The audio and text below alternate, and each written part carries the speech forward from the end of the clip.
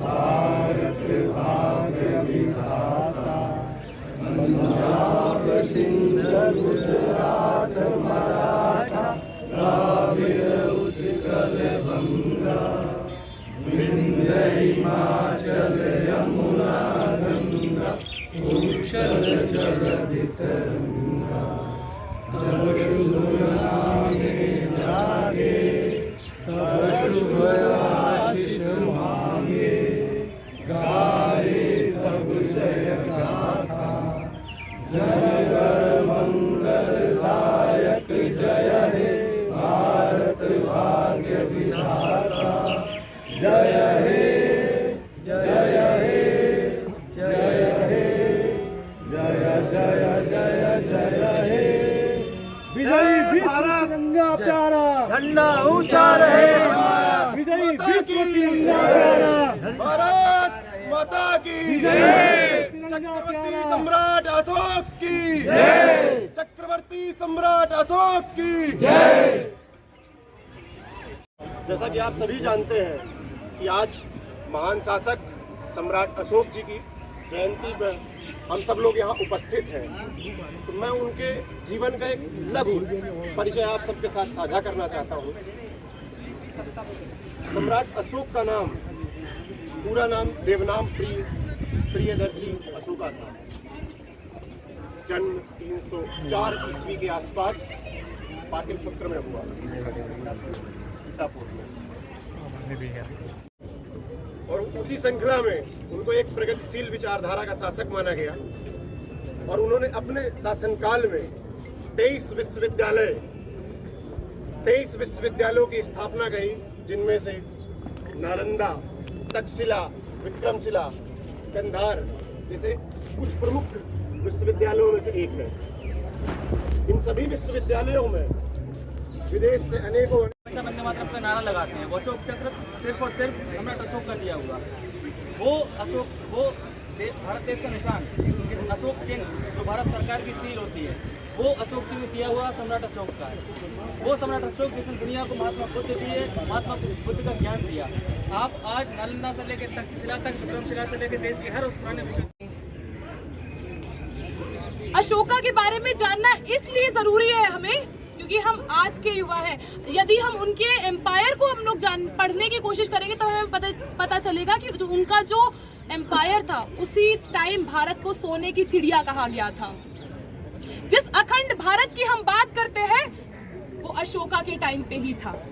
फिर भी हम अशोका के बारे में क्यों नहीं पढ़ रहे हैं? एक बार सोचने की जरूरत है। जिस तिरंगे पे उनका अशोका का चक्र लगा हुआ है, जिसको हम रोज देखते हैं, फिर भी हम लोग अशोका के बारे में क्यों नहीं पढ़े? आज का युवा क्यों नहीं जानता है? जिन्होंने नालंदा यूनिवर्सिटी बनाई, जिन्होंने तक्षशिला यूनिवर्सिटी बनाई, उसके बाद में भी दिल्ली विश्वविद्यालय और जेएनयू जैसे विश्वविद्यालयों में भी उनके बारे में लोग क्यों नहीं जान रहे हैं? उनके बारे में लोग क्यों नहीं पढ़ रहे हैं? आज हम देखते हैं बहुत सारे डिबेट्स होती हैं, बहुत सारे डिस्कशंस होते हैं, जिसमें कहीं ना कहीं कास्ट फैक्टर को डाला जाता है। पर सबसे पहले तो हर एक इंसान को अशोका के बारे में पढ़ना चाहिए, जानना चाहिए सत्यमेव जयते के बारे में, जानना चाहिए अशोक स्तंभ के बारे में। और जब हम उनको पढ़ेंगे, जब हम उनको जानेंगे, तभी हम इस भारत को स्वर्णिम काल, जिस तरीके से उनके एम्पायर के टाइम पे था, उस भारत को उस स्वर्णिम काल तक की हम तभी ले जा पाएंगे जब हम अशोका के बारे में पढ़ेंगे, जब हम उसके बारे में जानेंगे। और हम युवा ही इस भारत को उस स्वर्णिम काल तक की ले जा सकते हैं। पर उसके पहले, सबसे पहले हमें क्या करना पड़ेगा? उनके बारे में जानना पड़ेगा, उनके बारे में पढ़ना पड़ेगा। एनसीईआरटी जैसी बुकों में, जिसमें हर राजा के बारे में पढ़ाया जाता है, पर उसमें अशोका, जिनका इतिहास हमारे पास है, उनके स्तंभ हमारे पास है, उनके बारे में हमारे पास बुक्स हैं, फिर भी सिर्फ और सिर्फ इतनी सी जिक्र एनसीईआरटी में हमें मिलती है अशोका के बारे में। वो क्यों है? ये हमें आज प्रश्न उठाना पड़ेगा। और हम जो पढ़ रहे हैं उसमें भी प्रश्न उठाना पड़ेगा कि हम जो इतिहास पढ़ रहे हैं दिल्ली विश्वविद्यालय में, उसमें हम लोग अशोका के बारे में क्यों नहीं पढ़ रहे हैं। मैं खुद एक हिस्ट्री स्टूडेंट होने के नाते ये बता रही हूँ कि आज भी हम लोग अशोका के बारे में नहीं पढ़ते। जितना हम लोग मेडिवल हिस्ट्री के बारे में पढ़ते हैं ना, उतना हम एंशिएंट हिस्ट्री के बारे में नहीं, अपने भारत के इतिहास के बारे में नहीं पढ़ते हैं, हम अपने स्वर्णिम काल के बारे में नहीं पढ़ते हैं। तो हर एक युवा को इस चीज के लिए जागरूक होना बहुत ही जरूरी है और ये एक पहल है जिससे हम युवा अपने इतिहास के बारे में, अशोका के बारे में जान पाएंगे। धन्यवाद। एक्चुअल मैसेज था, शायद आज वो कंप्लीट होता हुआ दिख रहा है जब विश्वविद्यालय में भारी संख्या में हम सब लोग एकत्रित होकर आज सम्राट अशोक जी की जयंती को याद मना रहे हैं और उनके बारे में चर्चा कर रहे हैं विश्वविद्यालय के प्रांगण में। साथियों, इस विषय आज के इस दौर में जब हर तरफ मार काट चल रही है, भाई भाई को मार रहा है, हिंदू मुसलमान से लड़ रहा है, इस चीज़ों पर राजनीति हो रही है, देश के अंदर में नफरत की दुकानें खुल गई हैं, ऐसे दौर में सम्राट अशोक को याद आज करते हुए आप लोगों ने एक मैसेज देने की कोशिश करी। जो सम्राट अशोक का जो असली मैसेज जो मेरे को समझ में आ पाया वो यही समझ में आ पाया कि सम्राट अशोक ने जब तलवार डाली तभी भारत को भारतवर्ष बना। तलवार के दम पर एक जमीन को जीता जा सकता है, पर दिलों में राज करने की नफरत छोड़ प्यार की बात। और शायद यही मैसेज था उस कलिंग युद्ध के बाद सम्राट अशोक का, जिसके माध्यम से इस देश के अंदर में हमने एक ऐसे राजा को उगते हुए देखा जिसने आप देश के ही नहीं इवन पूरे दुनिया भर में चक्रवर्ती का टाइटल अपने ऊपर किया। आज उठे पानी में आग लगा दो तुम, पानी में आग लगा दो तुम। वंदे मातरम। साथियों, मैं ईशु मौर्य, दिल्ली विश्वविद्यालय का छात्र और अखिल भारतीय विद्यार्थी परिषद का कार्यकर्ता। साथियों, अशोक सम्राट के पॉलिटिकल एफिलिएशंस और इन सब चीज़ों के बारे में मेरे पूर्व के वक्ताओं ने पहले ही चर्चा कर रखी है, इसलिए मैं उस चीज़ पर ज़्यादा न जाते हुए बस इस चीज़ से शुरुआत करूंगा कि सम्राट अशोक एकमात्र ऐसे सम्राट थे जिन्होंने पूरे भारतवर्ष पर, अगर आज कहा जाए तो modern day India, Pakistan, Bangladesh, Bhutan, Myanmar, Nepal, Afghanistan, इन समस्त राष्ट्रों को एक साथ करके एक सुशासन की स्थापना की थी। पर साथियों, मेरी एक छोटी सी चिंता है कि अशोक सम्राट को एक जाति विशेष के साथ ना जोड़ा जाए, क्योंकि अशोक सम्राट सिर्फ एक जाति विशेष के नहीं, अशोक सम्राट एक भावना है। अशोक सम्राट हर उस व्यक्ति के अंदर है जिस व्यक्ति के अंदर हिम्मत और साहस है। अशोक सम्राट हर उस व्यक्ति के अंदर है जो शोषित और पीड़ितों से संवेदना रखता है। अशोक सम्राट यहाँ उपस्थित हर भाई के अंदर है जिसके अंदर राष्ट्रहित की भावना है। और अशोक सम्राट हर उस व्यक्ति के अंदर है जो नेतृत्व करने का साहस रखता है। से हम यहाँ इकट्ठे हुए हैं, उस मकसद में भारत आता है, भारत का निर्माण आता है और सबसे बड़ा चीज जो सारे पोस्टर पे शेयर किया गया वो एक अखंड भारत का निर्माण आता है। सभी साथी हमारे जितने भी लोग हैं सबने चर्चा करी लगभग कि अशोक मौर्य और सम्राट अशोक, तो सम्राट अशोक का साम्राज्य पूरे भारत में, बर्मा, इधर पाकिस्तान, अफगानिस्तान, नीचे के क्षेत्र के सब तक फैला हुआ था। लेकिन कोई क्षेत्र, जैसे हमारे कभी सुप्रीम कोर्ट के अधिवक्ता महोदय ने बताया कि कभी भी कोई क्षेत्र के जोड़ने से अखंड और महान नहीं बनता है। सम्राट अशोक महान तब बने जब उन्होंने चंडाशोक से धमाशोक की उपाधि हासिल करी। मतलब क्या कि जब आप शांति का मार्ग अपनाएंगे, जब आप प्रोस्पेरिटी का मार्ग अपनाएंगे, जब उन्नति का मार्ग अपनाएंगे, जब सबको सम्मानित करने का प्रयास करेंगे, जब लोगों को दिलों को जोड़ेंगे, तब आप महान कहलाएंगे। और जब आप खंडों को जोड़ेंगे तो आपको खंड को जोड़ने से महान नहीं कहलाएंगे। तो सम्राट अशोक से आज के परिप्रेक्ष्य में हमें सीखने की जरूरत है कि कैसे हम एक दूसरे के साथ जुड़ें, कैसे हम अपने महापुरुषों को याद करके उनके आदर्शों पे चलें और यह सीखें कि आखिर महापुरुषों ने, हमारे महापुरुषों ने जो हमारे आदर्श थे, उन्होंने कौन सा मार्ग अपनाया जिससे उनको इतनी बड़ी पूरे दुनिया में चक्रवर्ती की उपाधि मिली। क्या आज हम उस रास्ते पे चल रहे हैं?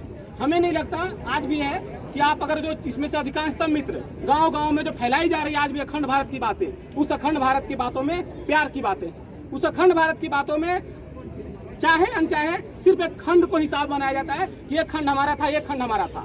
जो खंड अभी भी हमारे पास है, अगर उसी खंड में हम प्यार से देश की भावना के साथ काम करें तो हमारा देश फिर से महान बन सकता है। आज भी महान है और आगे भी महान रहेगा। सम्राट अशोक की जयंती बनाना हमारे लिए बहुत ही सक्सेसफुल रहेगा, बहुत सफल रहेगा। ज्यादा समय नहीं लूंगा।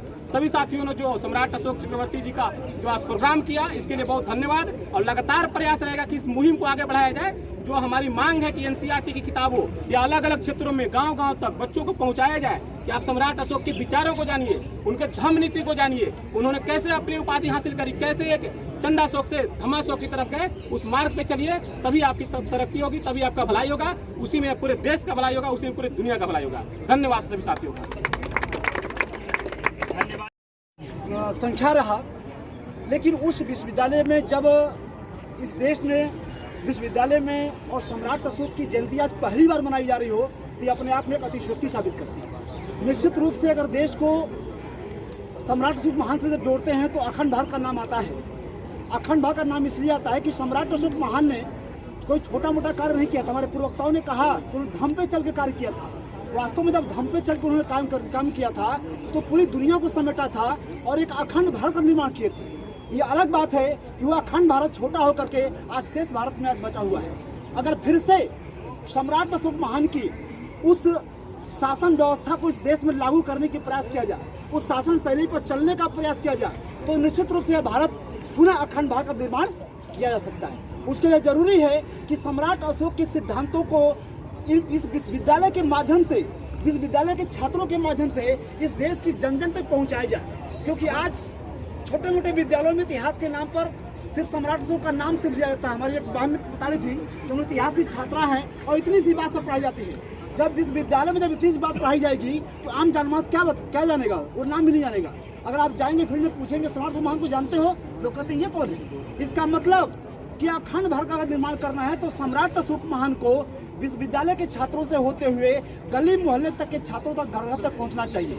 और इसका एक ही बस तरीका है, मात्र एक तरीका है। कहा जाता है कि चित्र से चरित्र का निर्माण होता है। चित्र से चरित्र का निर्माण होता है जब हमारे सामने पिता दिखते हैं या पिता का फोटो दिखता है तो हम क्या करते हैं, सर को झुकाते हैं। हमारे सामने गुरु दिखते हैं या गुरु को फोटो दिखता है तो हम सर झुकाते हैं।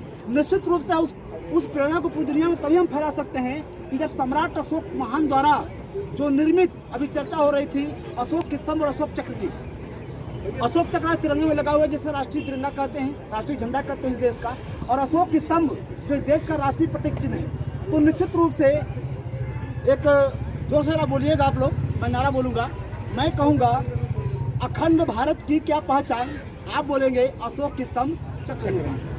अखंड भारत की क्या पहचान,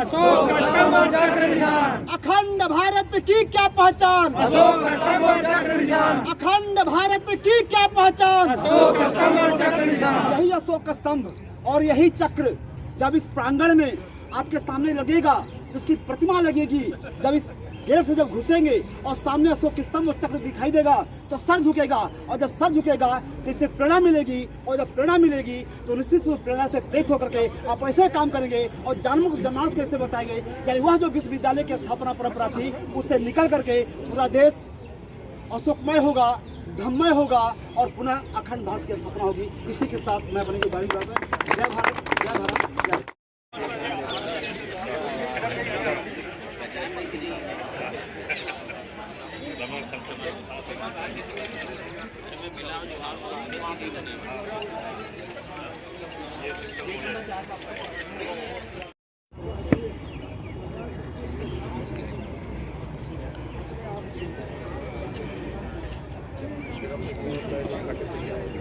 मैं एक नारे के साथ अपना बात रखूंगा। जय भारत, जय भारत, जय भारत, जय भारत, जय भारत, जय भारत, सत्यमेव जयते, सत्यमेव जयते, सत्यमेव जयते। धन्यवाद। सबसे पहले विश्वगुरु शाक्य मुनि सिद्धार्थ गौतम बुद्ध को नमन करते हुए खंड खंड भारत को अखंड भारत बनाने वाले चक्रवर्ती सम्राट चंद्रगुप्त मौर्य, अपने धम के बलबूते पूरे विश्व को जीतने वाले प्रियदर्शी सम्राट अशोक महान, भारत के प्रथम राष्ट्रपिता मां ज्योतिराव फुले, भारत के प्रथम शिक्षिका माता सावित्रीबाई फुले, उनके कंधों से कंधा मिलाकर साथ देने वाली मां फातिमा शेख, आरक्षण के जनक साहू जी महाराज, लौह पुरुष सरदार वल्लभ भाई पटेल जी, आदिवासी जननायक बिरसा मुंडा जी, पेरियार ईवी स्वामी नाइकर जी, भारतीय धर्म ग्रंथ संविधान के रचयिता डॉक्टर B.R. अम्बेडकर जी,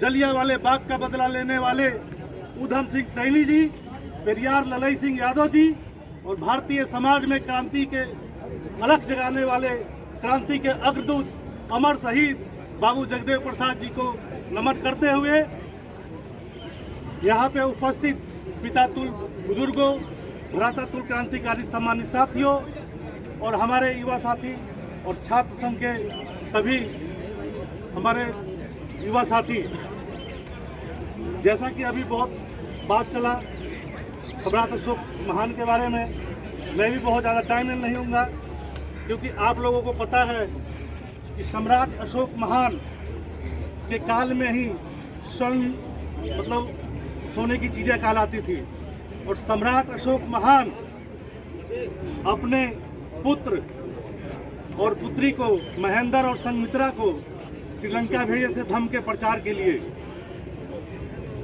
और अकेले उनके साथ श्रीलंका भेजे थे और उनके साथ 60,000 शाक्य सेना गई थी। और सम्राट अशोक और मैं लॉ फैकल्टी का तृतीय वर्ष का छात्र हूँ। इस आर्ट्स फैकल्टी में चक्रवर्ती सम्राट अशोक की जयंती दूसरी वर्ष लगातार मनाई जा रही है और यह कार्य बहुत वर्षों में पहली बार हुआ है। इस भारी भीड़ में जब धूप था तब भी भारी श्रोता इकट्ठा हुए थे और अब गोधूली बेला हो चली है तब भी भारी श्रोता यहाँ पर इकट्ठा हुए हैं। यह बताती है कि हम उस महान शख्सियत पर चर्चा कर रहे हैं जिसने जब तलवार उठाई तो अपने पराक्रम से अखंड भारत का निर्माण किया और जब शास्त्र उठाया, जब धम्म की बात की तो फिर पूरे विश्व में शांति का समाचार दिया। आज जरूरी है कि हम किसी भी जयंती पर इकट्ठा होते हैं तो हम इसलिए इकट्ठा होते हैं ताकि उस व्यक्तित्व से हम कुछ सीख सकें।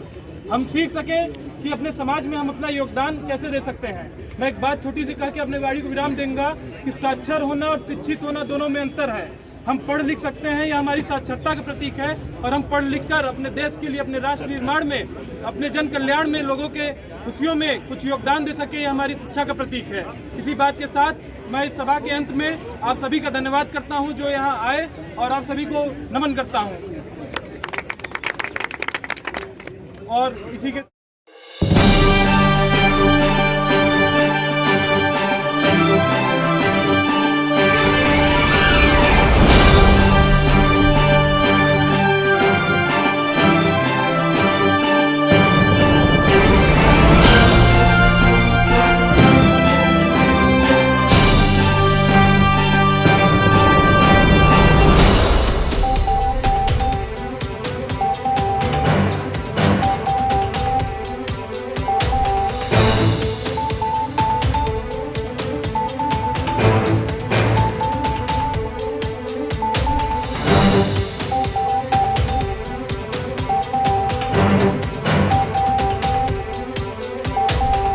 Thank you.